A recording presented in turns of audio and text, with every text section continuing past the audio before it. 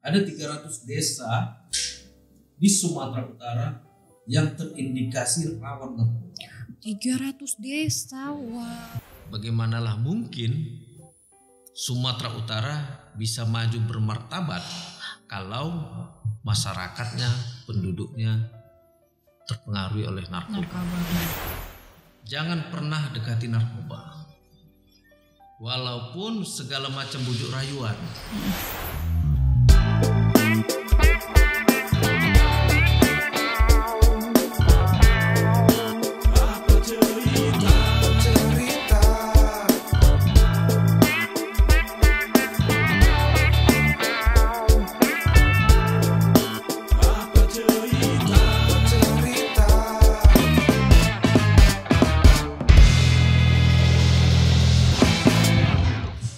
Assalamualaikum warahmatullahi wabarakatuh.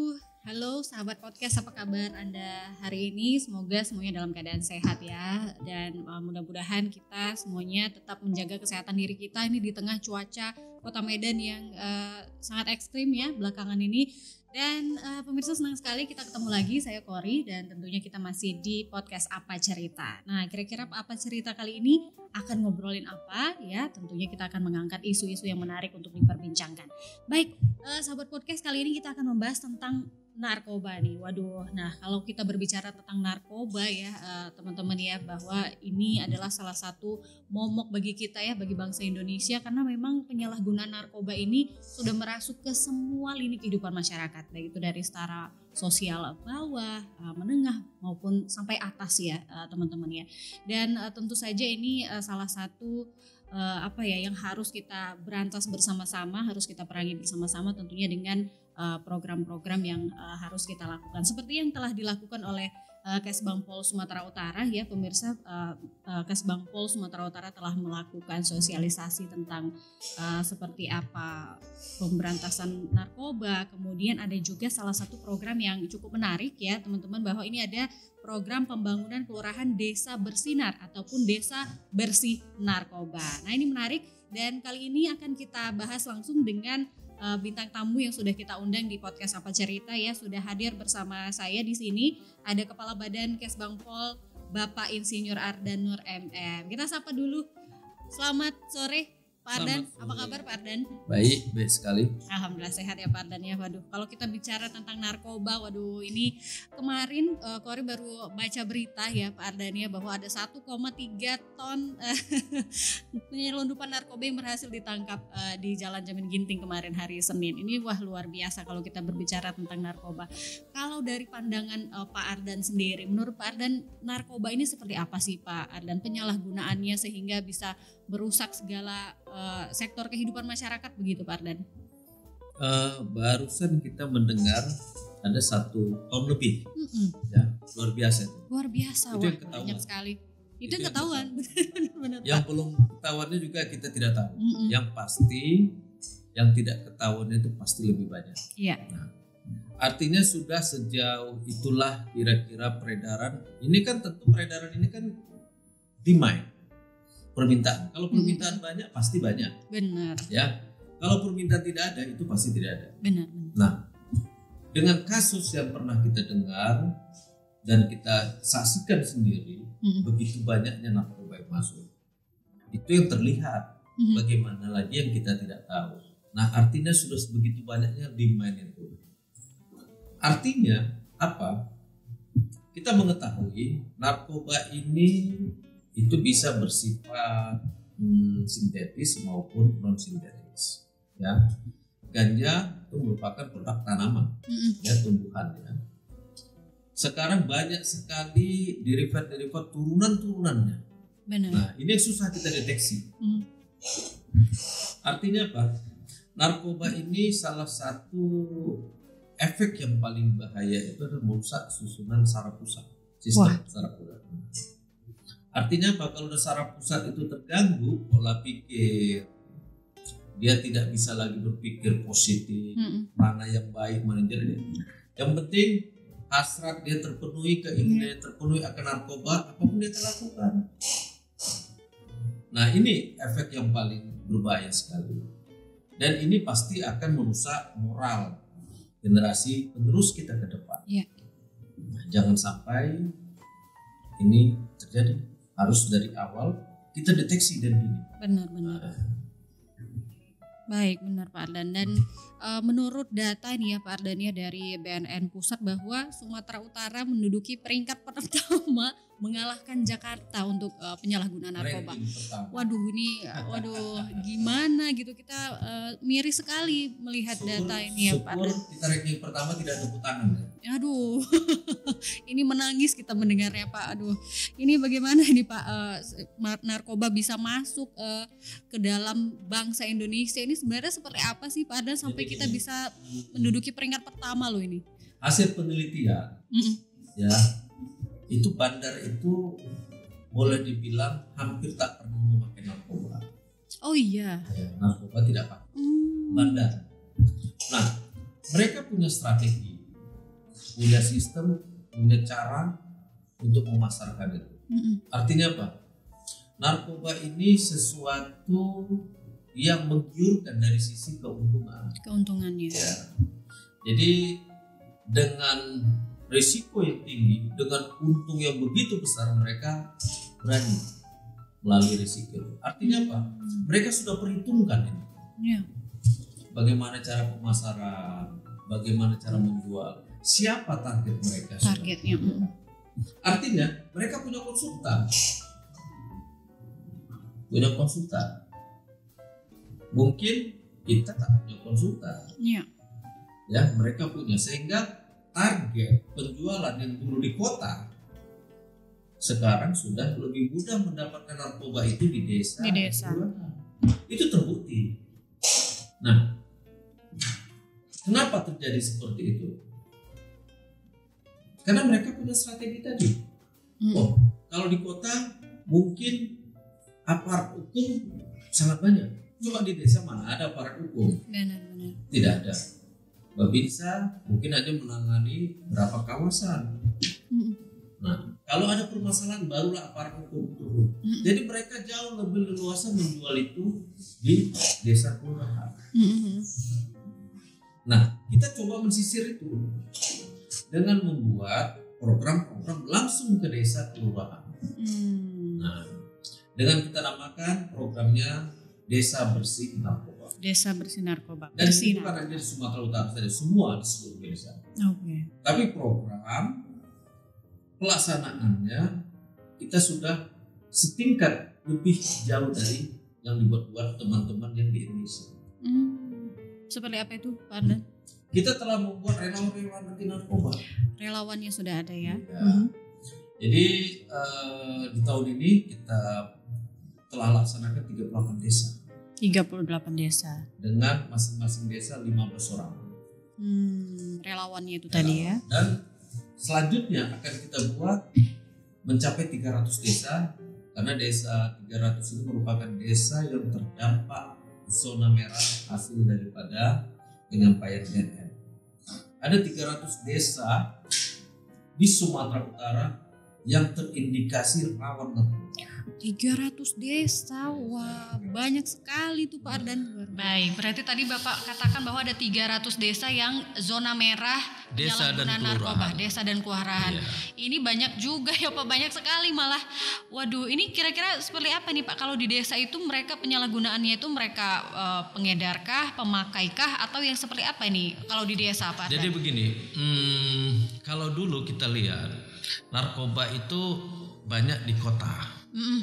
Artinya apa? Di kota, di tempat-tempat hiburan, diskotik, ya, tempat hiburan malam itu banyak. Tempat hiburan malam. Nah, karena juga banyak aparat hukum yang mengintip, dan ini kan resiko akibat hukumnya kan sangat besar.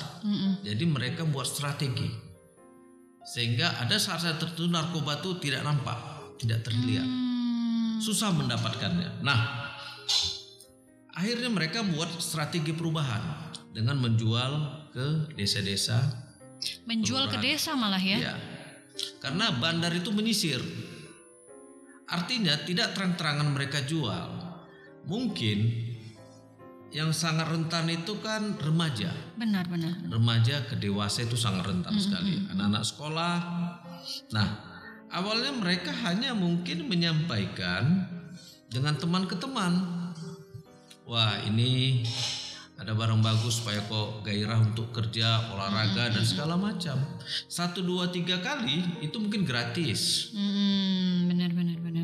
3 ke 4 kali sudah berpengaruh di tubuh, sudah ada efek kecanduan, keinginan mengkonsumsi, maka disitulah peredaran tadi akan berjalan. Karena sudah ada permintaan. Saya butuh, berapapun saya bayar. Sehingga terkadang ada yang berdampak yang sudah terkena narkoba, wah itu selalu tak punya uang.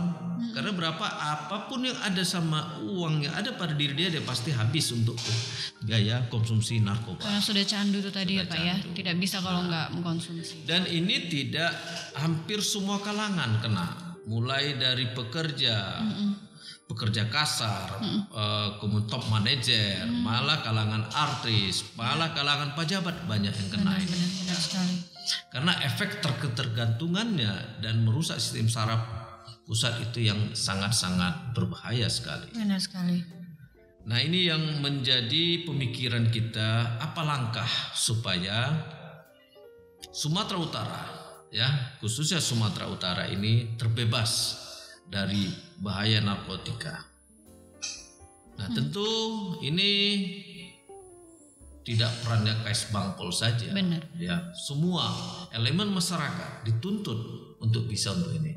Nah, program yang kita gulirkan ini merupakan salah satu program yang sangat akurat, yang kita anggap mampu mengurangi, setidak-tidaknya mengurangi lah ya, kalau kita katakan membasmi terus mungkin ya membutuhkan waktu panjang ya Pak. Seperti kita ketahui, tingkat penjualan ke desa, kelurahan, kalaupun kita tahu ada di depan rumah kita, ya kita juga nggak berani ngadu. Iya, mau ngadu kemana? Bingung ya Pak ya kalau di desa. Kalaupun tahu, nggak berani kita ngadu. Ya, kenapa? Coba. Apa kira-kira tanggapan? Kenapa tak berani ngadu? Kenapa ya Pak? Ya coba. Apa kira-kira yang takut terlibat ya Pak? Itu. Karena apa? Yang orang pemakai narkoba itu pola pikirnya sudah tidak ada. Asal dia terancam, dia merasa terganggu, dia akan berbuat apa yang mau dia. Benar. Jadi daripada kita bermasalah, ya udah bagus kita diam. Akhirnya ini akan berkembang terus. Kita kalau sakit flu, langsung kita sibuk mencari obat ya. Benar ya. Nah, begitu ada keluarga kita kena narkoba, malah kita diam, malah kita tutup-tutupi, karena kita merasa aib. Iya. Benar ya. Benar Pak. Semestinya yang kena itu kita bawa, kita obati. Karena dia sakit ya Pak ya. Benar. Masa flu aja langsung kita sibuk cari bodrek, cari ini obat segala macam. Ini sakit begitu semestinya dia bawa, kita rehat. Nah, artinya apa? Kita coba mencari solusi. Begitu kita tahu keluarga kita atau tetangga kita atau di lingkungan kita, kita coba memberi rasa tidak nyaman kepada mereka. Wah, ini ada nih tim nih, sudah terbentuk. Wah, nanti mereka pasti adukan kita ini, kan gitu. Karena mereka legal, dan nanti akan kita lengkapi mereka sehingga mereka bisa secara online memberi informasi secara akurat, dan identitas mereka dijamin kerahasiaannya. Nah, sehingga pihak-pihak yang berwenang terkait itu dapat menindaklanjuti. Iya. Jadi membuat rasa ketidaknyamanan mereka, memperkecil gerakan mereka, baik itu bandar maupun pemakai. Inilah yang akan kita ciptakan. Ini sudah berjalan Pak, program ini?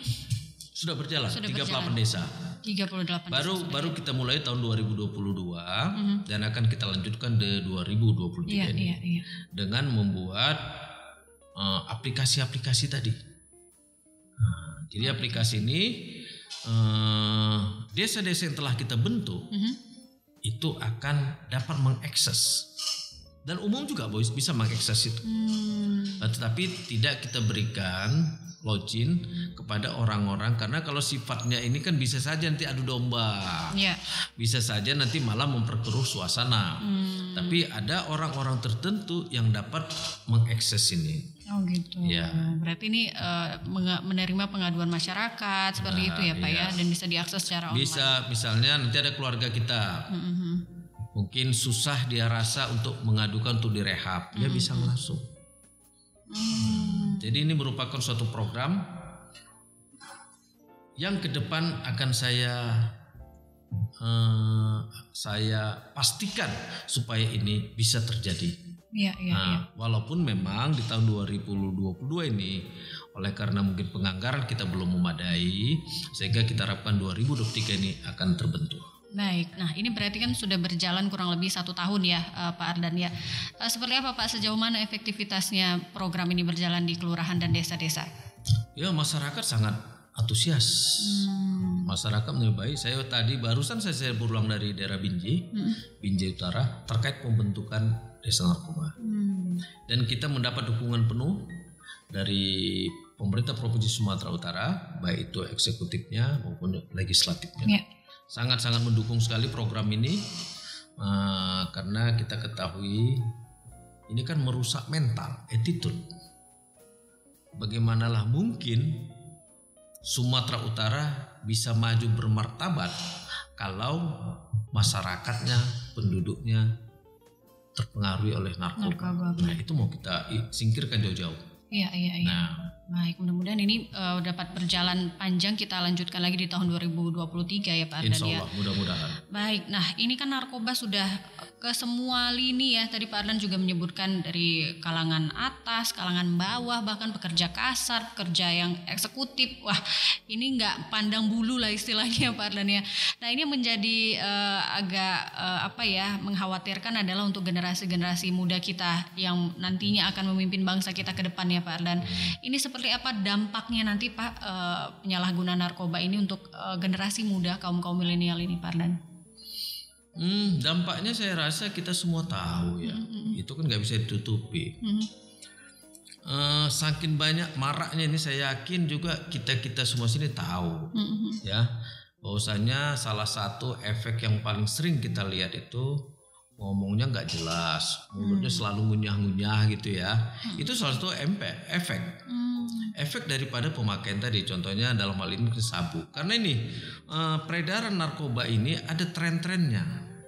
Ada trennya ya. Artinya, oh ini yang laku mungkin sabu. Kalau dulu mungkin kita dengar pil anjing istilahnya dulu. Nah mungkin ekstasi. Nah ini ada tren-trennya. Nah jadi obat-obat itu mereka tetap membuat obat-obatan itu yang berbeda-beda, jenisnya, kandungannya, dan ini juga ada salah satu tujuan mereka membuat ini ya agar tidak masuk dalam aturan hukum. Karena mereka juga tahu apabila suatu zat tadi tidak ada aturannya di hukum yang mengatur, itu tidak bisa dihukum. Sama kejadian kalau saya tidak salah artis itu, ya kan? Padahal saya lupa namanya tuh ya, zat yang terkandung itu merupakan turunan zat yang tercatat di hukum yang tidak boleh. Tapi karena zat itu tidak masuk tercatat di situ, dia tidak bisa dihukum. Tidak bisa dihukum. Padahal itu turunannya, Pak. Turunannya. Waduh. Jadi sekarang ini sudah banyak sekali bervariasi terus. Sementara aspek legalitas kita itu kan pembahasannya kan terkadang lama. Nah, terkadang itulah gunanya kita terus bersosialisasi kepada masyarakat. Karena terkadang mereka sendiri pun tidak tahu bagaimana sih bentuknya sabu itu. Bagaimana sih bentuknya ekstasi itu, mereka nggak tahu itu. Nah inilah terus kita sampaikan agar mereka memahami itu. Benar-benar. Apalagi kalau untuk kaum muda ya, generasi muda ya Pak Ardan, ini kan memang usia-usia yang masih labil seperti itu ya Pak, mudah terpengaruh dengan lingkungan seperti itu. Kalau untuk generasi muda, bagaimana cara kita mensosialisasikannya Pak Ardan? Pendekatannya seperti apa sih untuk kaum muda ini? Karena banyak sekali sekarang anak-anak muda yang sudah terjerumus di penyalahan narkoba ini Pak Ardan ya. Anak muda sebenarnya mereka kan di posisi yang sangat labil, ya. Itu perlu peranan orang tua. Benar sekali. Ya, orang tua, pendidikan, karena apapun ceritanya orang tua itu tidak bisa mengontrol anaknya 24 jam. Iya. Tidak mungkin itu. Karena si anak tadi ada saat-saatnya mereka di luar. Contohnya kuliah atau les. Atau berkumpul sama temannya. Nah, terkadang pada saat-saat seperti itu. Nah, artinya kontrol keluarga itu sangat-sangat dominan. Jadi kita sebagai orang tua, kami juga selalu menghimbau kepada orang tua agar benar-benar selalu berkomunikasi kepada si anak.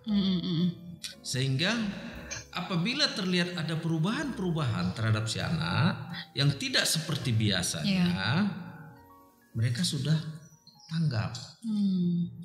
Jadi jangan selama ini, sebagai contoh, karena ketidaktahuan orang tua tadi, kita kan sudah sampaikan nih ke masyarakat umum bahwa salah satu nanti ciri-ciri khas seorang pemakai itu misalnya mudah marah tanpa alasan yang jelas, emosinya terganggu, sedikit aja drop, kemudian cepat tersinggung, yang semula si anak tadi tidak seperti itu, atau mungkin mudah kecapean, atau juga mulutnya selalu seperti ngunyah-ngunyah, mereng atau segala macam. Nah, kalau orang tuanya tidak perhatikan ini atau jarang ketemu sama si anak, ya bagaimana dia mau tahu? Benar. Nah, jadi awal pertama itu adalah seperti kita harus mendeteksi dini, sehingga kita bisa mencari obat. Nah, baik itu kita rehab atau sehingga hal-hal awal itu sudah lebih bagus gitu. Jangan tiba-tiba sudah bertahun-tahun baru ketahuan. Sudah candu ya, menjadi pecandu ya Pak Ardan. Rumit sekali, karena kalau udah candu itu susah mengobatinya. Karena apa? Rasa keinginan itu akan datang setiap saat. Makanya orang yang sudah kena hukuman pun lepas dari hukuman dia masih bisa juga lagi ya Pak ya. Jadi perlu iman yang kuat, perlu pengetahuan yang matang, untuk membuat bisa berubah itu. Benar. Berarti memang peran utama itu adalah di keluarga ya Pak Ardan ya. Orang tua ini memang wajib sekali dipantau anaknya, walaupun orang tua zaman sekarang kan sibuk kerja, tapi janganlah lupa untuk memantau anaknya setiap waktu seperti itu ya, sahabat podcast ya. Baik, kemudian Pak, kalau untuk pecandu nih seperti apa sih Pak solusinya yang memang sudah benar-benar candu sudah bertahun-tahun? Bagaimana solusinya nih Pak Ardan? Ya, solusi pertama kalau dia memang terkena, kita rehab. Harus direhab ya Pak Ardan ya? Rehab. Karena memang ada wilayah-wilayah hukum ya. Nah, artinya begini, kalau kita berbicara pecandu atau yang pemakai awal itu lebih mudah merehabnya.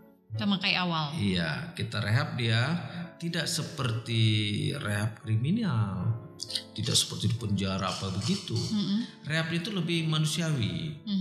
Karena dia itu bukan kriminal. Dia adalah mungkin yang sempat terpakai sehingga mengganggu saraf-saraf susunan saraf pusat, jadi kesehatan dia. Nah, inilah yang perlu nanti diperbaiki, diobatin. Nah, nanti ada dokter yang akan memberi terapi sehingga kecanduan tadi bisa dikurangi awal-awal sehingga suatu saat nanti akan hilang. Baik. Seperti itu. Baik, berarti memang kalau kita melihat seperti yang dikatakan Pak Ardan tadi ya, sahabat podcast, kalau kita sudah mengetahui ada keluarga kah atau kerabat kita atau di lingkungan kita yang terlibat dalam penyalahgunaan narkoba, apakah itu sebagai pemakai dan sudah pecandu sekalipun ya Pak Ardan, itu jangan ditutup-tutupi ya Pak Ardan ya. Jangan malu ya kalau ada di keluarga kita yang menjadi pemakai narkoba, harus segera dicari solusinya. Dan salah satu solusinya adalah memang harus direhabilitasi ya Pak Ardan ya, harus diobati. Karena selama ini kita nganggap keluarga kita apabila terkena narkoba kita malah tutupi karena aib. Kita malu orang tahu. Benar ya kan? Malah tidak kita obatin, malah tidak kita minta rehab, malah kita diamin. Iya. Sampai dia berkorban, anaknya mencuri di dalam rumahnya sendiri, semua dia jual. Kita tetap pertahankan, kita tidak ngadu gitu. Hingga sampai suatu saat kita sudah tidak sanggup lagi baru mengadu, tapi si anak tadi udah makin parah kan. Nah seperti benar itu sekali. Dan ini menjadi bibit-bibit kriminalitas juga ya Pak Ardan ya. Karena kalau kita ketahui itu banyak di lingkungan-lingkungan yang menjadi pencuri lah, itu pasti pemakai narkoba. Hasil survei menyatakan kejahatan-kejahatan yang terjadi itu 70-80% disumbangkan oleh pemakai narkoba. Waduh, luar biasa. Misalnya nanti terdeteksi misalnya begal, ditangkap, periksa urin, kena narkoba. Pasti narkoba gitu ya Pak ya. Iya. Jadi memang itu dia akarnya. Iya. Ya, karena itu tadi merusak semuanya, saraf ya. Ya, karena dia tidak pernah berpikir clear lagi. Sebagai contoh ekstasi. Bayangkan speaker itu kan gede tuh ya. Ya, dengan sekian disable. Sanggup orang yang terkena pengaruh obat itu berdiri di depan speaker itu. Wow. Luar biasa ya. Nah, sementara kalau pesta begitu kuatnya speaker 3 meter aja di depannya kita nggak sanggup dengar. Kita ya, Pak. Nah seperti itu. Benar. Karena sudah mengganggu saraf tadi. Jadi memang sudah tidak normal lagi. Sudah tidak normal. Baik, berarti kalau untuk di program Desa Bersinar ini tadi Pak, kalau warga desa ini ada yang ingin mengadu, langsung saja melapornya kemana nih Pak? Jadi di sini kan ada beberapa kewenangan itu ya. Ada IPWL, itu adalah tempat prehapan ya. Kemudian juga ada yang dari BNN sendiri yang sediakan. Oh gitu. Jadi dan juga pemerintah dalam ini Provinsi Sumatera Utara telah juga mengalokasikan anggaran. Tapi tidak banyak karena juga tergantung pada kemampuan keuangan kita untuk merehab masyarakat yang miskin. Baik. Karena umumnya cenderung yang terkena ini adalah masyarakat miskin. Sudah tidak ada kerja, sudah tidak ada penghasilan, tapi pemakai narkoba. Nah inilah sumber perusak tadi. Karena apa? Dia sudah tidak ada apa-apa. Dia pakai narkoba, ya digunakannya untuk mencari makan, merampok, untuk memenuhi kecanduannya itu tadi ya Pak ya. Segala macam cara pun dilakukan. Kalau eksekutif atau mungkin punya uang, ya misalnya selebritis atau pekerja yang punya uang lah, tentu mereka makanya akan diam-diam, tidak ketahuan. Ya? Benar. Artinya dampaknya itu mungkin hanya di lingkungan keluarga dia kalau memang dia punya uang cukup atau yang berlebih. Tetapi generasi kita yang paling banyak itu adalah yang miskin tadi. Yang miskin tadi ya. Benar. Dan untuk merehabilitasi ini kan memang butuh dana ya Pak Ardan ya. Makanya ini pemerintah juga sudah memberikan bantuan seperti itu ya Pak Ardan ya untuk kaum yang kurang mampu. Kaum kurang mampu itu apabila ada kita akan rehab selama 3 bulan. Selama 3 bulan. Ya, karena itu dianggap waktu yang mungkin bisa berubah kembali beliau, walaupun sebenarnya waktu itu sangat-sangat kecil sekali. Karena kan kita juga sesuai kemampuan keuangan kita yang ada. Baik. Seperti itu. Baik, berarti kalau sudah direhabilitasi, pasca rehabilitasi itu seperti apa sih Pak Ardan? Maksudnya? setelah direhabilitasi kan adalah pengobatan diberikan di rehab begitu ya Pak ya. Pasca rehabilitasi ini pengguna ataupun pecandu narkoba ini apakah memang benar-benar sudah sembuh ataupun ada treatment yang harus dilakukan setelah rehabilitasi? Jadi kan gini, saat dia direhabilitasi ada treatment dilakukan. Sebagai contoh itu treatment umumnya kan gini, narkoba ini yang rusak itu kan bukan fisiknya, ya, tapi dalamnya, ya, rohaninya, pikirannya, mentalnya, attitude-nya, kan itu di dalam. Kalau fisiknya bagus, nah, artinya apa? Pada saat dia direhab, dia diberikan makanan yang cukup dan bergizi, yang sehat, olahraga yang teratur, kemudian pendidikan agama, kerohanian. Nah, inilah yang dibuat sehingga dia terlupakan keinginan dia tadi. Dia tidak dibiarkan tanpa ada kegiatan menyendiri, jangan. Nah, jadi sehingga pada saat direhab banyak sekali kegiatan-kegiatan yang positif. Baik. Nah, berarti pasca rehabilitasi para korban lah ya kita katakan ya Pak Ardan ya, ini juga harus melakukan kegiatan-kegiatan yang positif setelah itu ya Pak Ardan ya, supaya nggak inget-inget lagi lah ya dengan jadi narkoba. Jadi terkadang kita selalu membuat contohnya laki-laki kita bikin barbershop. Oke. Jadi sehingga ada kegiatan positif. Ada kegiatan dia mencari rezeki dia. Karena apapun ceritanya kalau tanpa ada rezeki, tanpa ada keuangan dia tentu dia akan berpikir singkat. Nah, ini yang kita khawatirkan.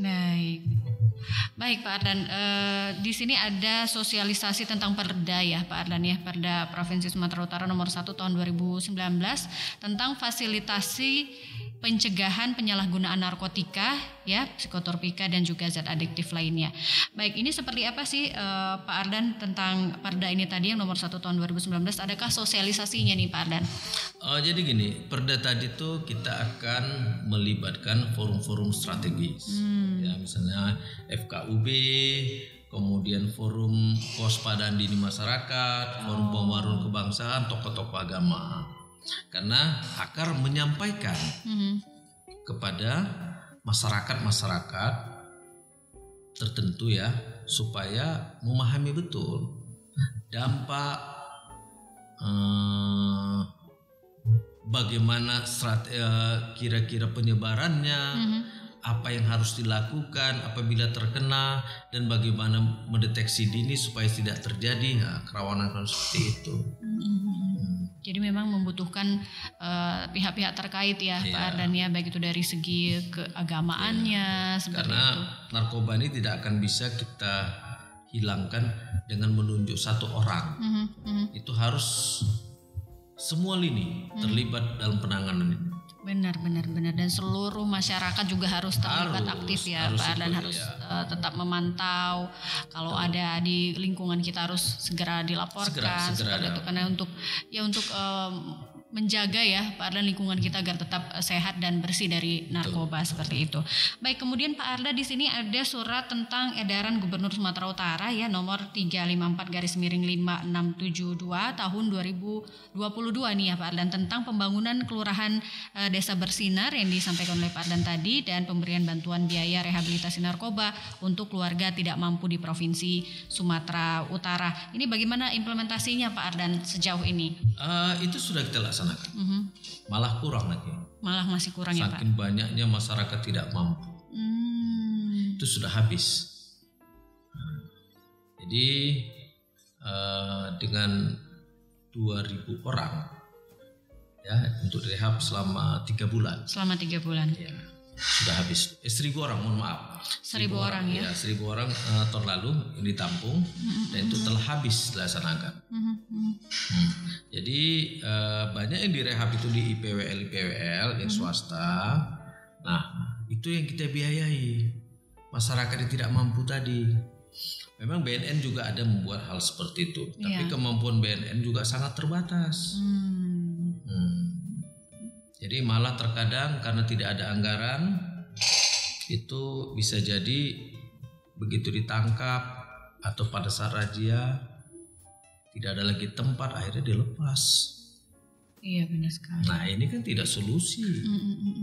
Karena mau ceritanya begitu dia dilepas, dia pasti make. Iya, dia berulah lagi ya Pak. Nah peredaran gelap narkoba tadi pasti beredar karena dia butuh. Malah dia ikut lagi menjual supaya mendapatkan uang dan bisa mencukupi kebutuhan. Karena awalnya orang miskin itu kan tidak punya uang. Ya, ini harus kita pahami. Dia tidak akan bisa membeli. Pasti dia, udah ini kamu pakai sekali, 2-3 kali. Ketiga kalinya dia nggak akan kasih. Udahlah kamu nggak usah pakai uang. Udah kamu jual 10, kamu dapat 2. Oh iya benar-benar. Seperti itu strategi. Ya akhirnya terus ini berputar. Dan keuntungannya cukup menggiurkan. Lah iya. Wah. Kalau orang yang pakai ini dia nggak perlu lagi untung, yang penting dia dapat barang. Bisa dia pakai gitu. Dia bisa dia pakai, dia udah jadi pengedar. Nah inilah yang simultan terus bergerak, takkan berhenti nih. Nah solusinya yaitu tadi, ada yang mematai atau ada yang menyampaikan, sehingga aparat-aparat yang diberikan tugas oleh negara kewenangan khusus untuk itu bisa turun langsung. Nah seperti itu. Memang dibutuhkan peran serta masyarakat di sini, sangat-sangat dibutuhkan. Sangat penting sekali. Walaupun banyak desa-desa yang sudah membuat pos-pos narkoba, kan ada beberapa desa ya. Nah dengan inisiatif desanya sendiri membuat posko. Nah tapi kan tidak begitu efektif. Karena apa? Kalaupun mereka mengetahui, cenderung terkadang juga untuk mengadu mungkin repot.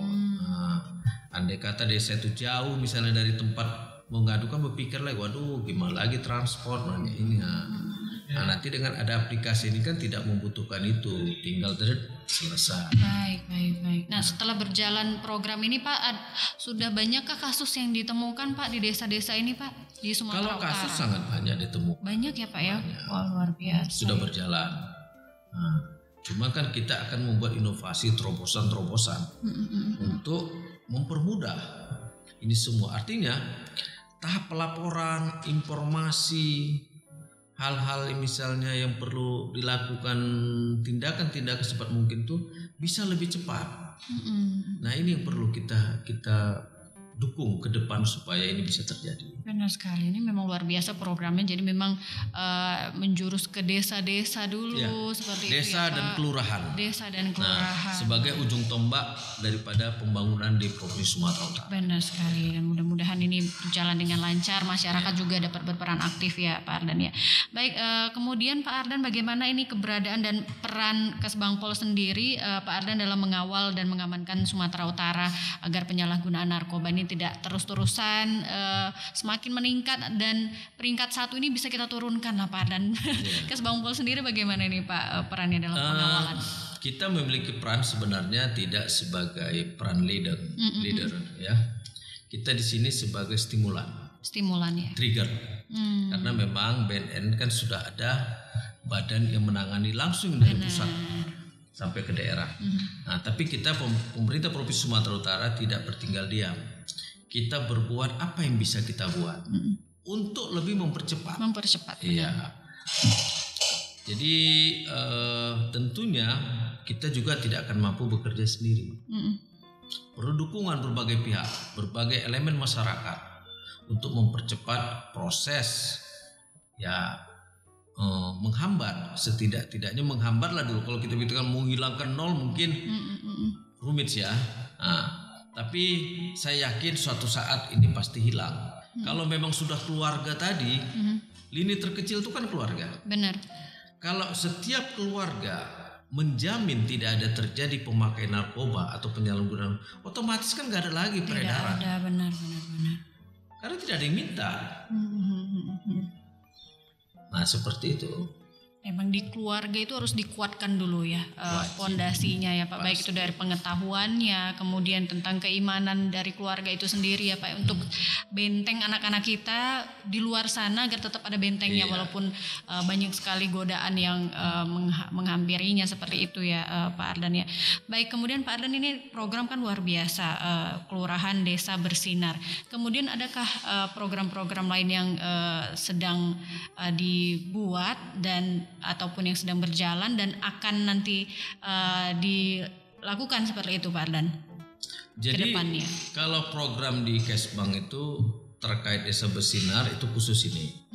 Tetapi di kesempatan lain kita juga kerjasama dengan PKK.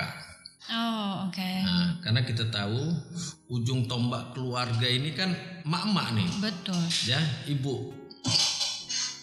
Nah, kita kerjasama sama mereka. Karena yang lebih teliti, yang lebih telaten memperhatikan keluarga itu adalah ibu, sosok ibu. Seorang ibu. Iya. Jadi banyak kita jumpai di desa, ibu-ibu itu nggak ngerti narkoba itu apa. Oh. Jangankan kita gitu cerita ya, bentuknya. Narkoba itu apapun nggak ngerti mereka. Kalau terlihat pil aja pun nggak ngerti mereka. Iya. Padahal mereka ujung tombak. Nah, oleh karena itu kita akan melibatkan tim penggerak PKK Provinsi Sumatera Utara untuk ikut dalam hal ini. Alhamdulillah kita sudah dapat komunikasi yang baik, artinya sudah dapat dukungan. Insya Allah 2023 akan kita pertegas lagi tuh dukungan tadi. Mudah-mudahan 2023 bisa berjalan ini ya Pak Ardan. Mudah-mudahan berjalan, Insya Allah berjalan. Karena memang itu tadi ya, informasinya tidak sampai kepada ibu-ibu yang ada di desa-desa ini ya Pak Ardan. Itu tadi memang harus mengetahui dulu lah ya, literasi itu memang penting sekali untuk semua kaum ya, baik itu kaum ibu-ibu juga, karena untuk membentengi anak-anak kita juga ini ya Pak Ardan ya. Betul. Benar sekali, baik. Dan itu adalah program yang akan dilakukan nanti ya Pak ya di tahun kemudian ya Pak Ardan ya. Tidak akan, kita sudah mulai. Sudah berjalan ya. Ya. Tapi nanti efektivitasnya penekanannya itu akan 2023 ini akan kita push lagi. Ya. Baik dan luar biasa. Mudah-mudahan juga program-program yang telah dibuat oleh bapak-bapak di Kesbang Pol ini juga sangat luar biasa ya, dan dapat berjalan di masyarakat juga, dapat terlibat aktif seperti itu ya Pak Ardan. Baik, kemudian Pak Ardan, untuk memerangi narkoba ini kan tidak bisa sendiri satu pihak saja. Bagaimana sekarang yang sudah dilakukan kerjasama dengan pihak-pihak lain Pak Ardan? Yang pasti selama ini kita setiap acara-acara kita akan libatkan itu, kalau di masyarakat itu Babinsa. Ya, kemudian mungkin polisi-polisi setempat. Kemudian aparat kecamatan, kemudian aparat hukum, tokoh-tokoh masyarakat, tokoh-tokoh agama di desa itu kita undang semua. Jadi secara tidak langsung mereka sudah ikut berperan di dalam. Kita sampaikan. Seperti tadi saya waktu di daerah Binjai, saya sampaikan bahwasanya ini adalah tanggung jawab kita bersama. Baik ibu-ibu, bapaknya, babinsanya, tokoh-tokoh masyarakat, tokoh-tokoh. Jadi ini karena ini kepentingan bersama, bukan kepentingan pribadi. Benar. Nah, seperti itu. Baik. Berarti semua pihak juga mendukung sebenarnya. Benar, ya Pak Ardan ya. Tinggal bagaimana kita dapat menjalankan program ini bersama-sama begitu. Betul, ya Pak Ardan. Baik, terima kasih atas kesempatannya Pak Ardan. Mungkin Pak Ardan bisa memberikan himbauan kepada masyarakat di luar sana seperti apa tentang program ini dan bagaimana kita memberantas narkoba ini secara bersama-sama Pak Ardan. Ya, tentunya saya hanya bisa berpesan. Jangan pernah dekati narkoba, walaupun segala macam bujuk rayuan. Ya, mungkin kita dekat berteman karena rasa empati, ala dikit aja pun nggak mau coba. Kan ada rasa apa ya? Rasa keengganan ya. Kalau nggak menerima ajakan teman, jauhi, katakan tidak. Khusus narkoba, no. Harus berani katakan. Harus berani. Jadi jangan lagi ada toleransi untuk narkoba. Tidak. Jangan ada kalimat cobalah sikit-sikit. Iya, sikit aja. Boleh. Karena efeknya yang luar biasa, nggak akan sanggup. Kita nanti begitu datang keinginan meminta, susah kita untuk tidak memenuhi. Tidak memenuhinya, benar sekali. Nah itu dia. Benar. Jadi pada kesempatan ini saya katakan jangan pernah coba. Jangan pernah coba. Dan jangan mudah terayu, bujuk rayu narkoba. Baik. Walaupun nanti suatu saat, karena gini, narkoba ini juga dibutuhkan pada saat misalnya orang sakit. Iya. Ya?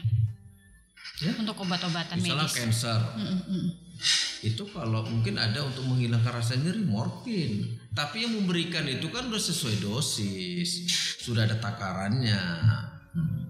Benar. Seperti itu.